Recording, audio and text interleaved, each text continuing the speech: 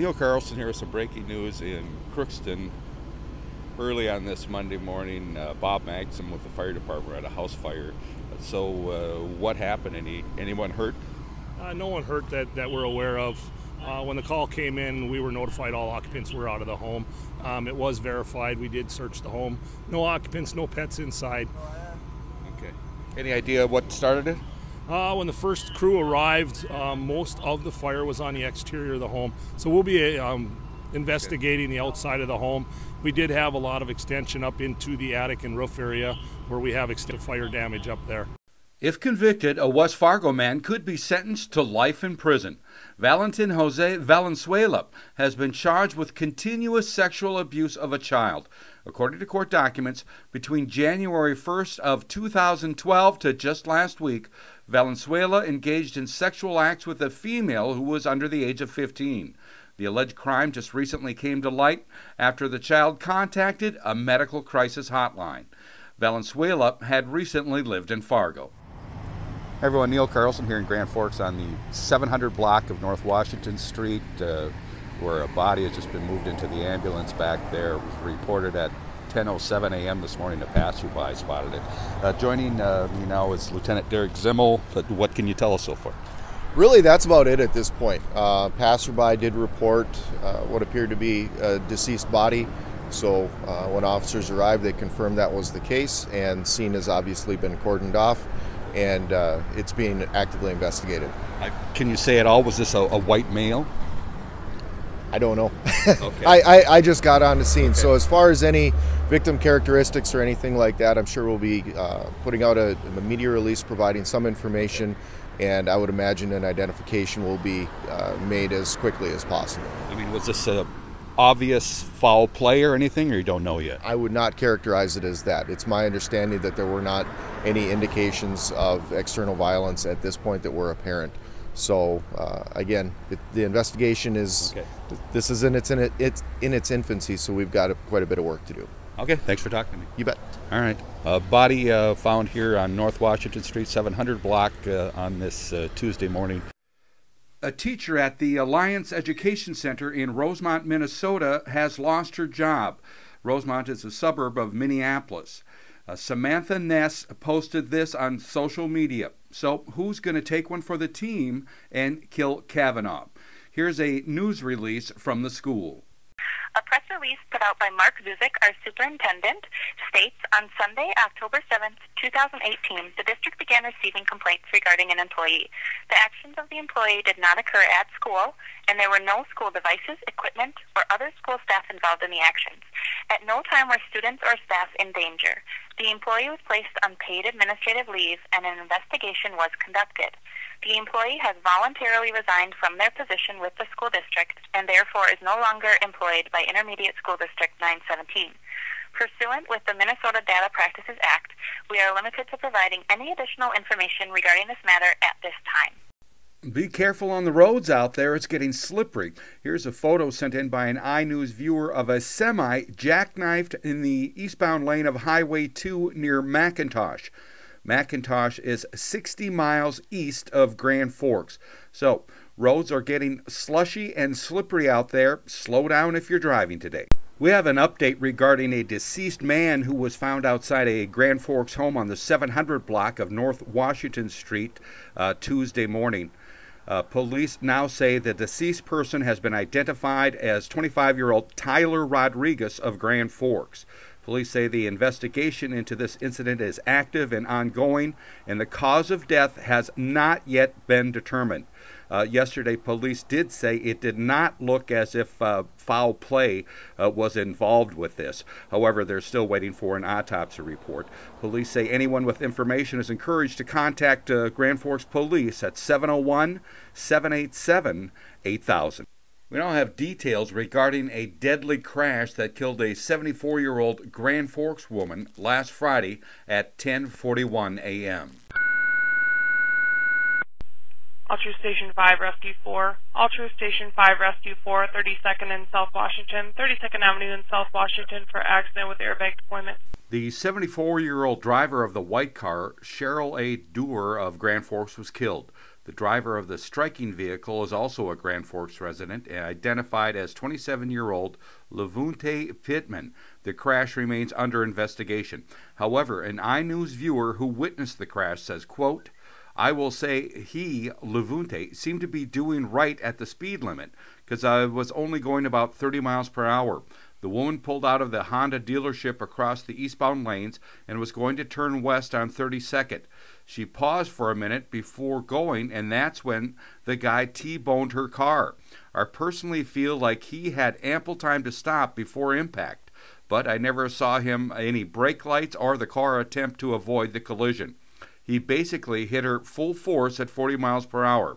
As soon as that happened, I pulled over and ran to her car because I could see he was moving and she wasn't. Her husband, unfortunately, was right behind her when she pulled out and witnessed it. We both reached her car at about the same time, yelled for someone to call 911. Another guy came up and I went around to the passenger side to reach in to see if I could assess her situation, and she was motionless, didn't appear to be breathing, and I couldn't find a pulse. The other guy suggested we pull her out and start CPR, which is what we did. About as soon as we got her out on the ground and started, the EMTs and police were on the scene and promptly took over. I honestly believe she was probably killed on impact." We have an epidemic on our roads, and it's up to all of us to try and solve this problem.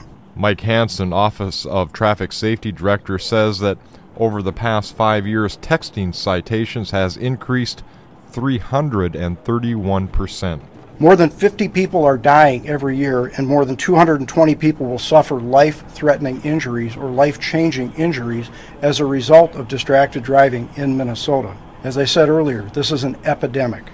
1 in 5 crashes are distracted driving related in the state of Minnesota. I'm Dwayne Etienne reporting for RJBroadcasting.com. The driver of an ATV that rolled and killed a Minnesota mother of 7 has been charged in connection with the crash. Eric Scholl, 45, is accused of being drunk while operating the ATV, which landed on top of 37-year-old Korea Shield of Rice on the Sioux Line Trail in Morrison County on Saturday. According to the criminal complaint, a sheriff deputy who arrived at the scene said Scholl smelled of alcohol, was unsteady on his feet, had slurred speech, and had bloodshot eyes. Another female passenger on the ATV told police that she had been at the Hillman Bar and Grill in Hillman with Shield and Scholl. The three of them left together on an ATV owned by Shield but driven by Scholl. On the way home, Scholl missed an intersection, lost control of the ATV, causing it to roll. The other passenger and Scholl only sustained minor injuries, but Shield died from injuries caused when the vehicle landed on her. Shield's been charged with criminal vehicular homicide. I'm Dwayne Etienne reporting for RJBroadcasting.com. The Minnesota State Patrol has identified the man killed in an East Grand Forks crash as 30-year-old Marcus Contreras of Grand Forks. The patrol says Contreras was driving a 2008 Honda Accord southbound on River Road at 2:22 a.m. Thursday morning when he drove into the center median and struck the center support of the Kennedy Bridge. The patrol says he was not wearing a seatbelt and was pronounced dead at the scene. The street was snow and ice covered at the time. We have a bit more new information regarding the body of a woman found in Grand Forks Lincoln Park last Saturday morning.